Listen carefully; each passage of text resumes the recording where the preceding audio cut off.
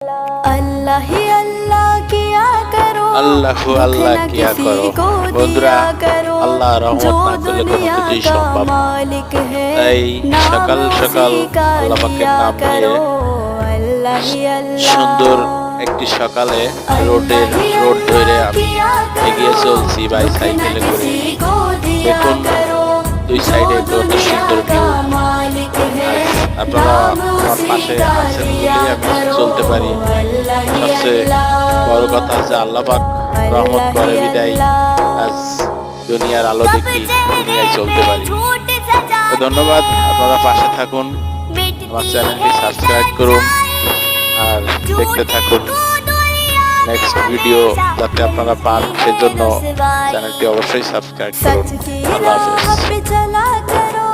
दुख न किसी को दिया करो, जो दुनिया का मालिक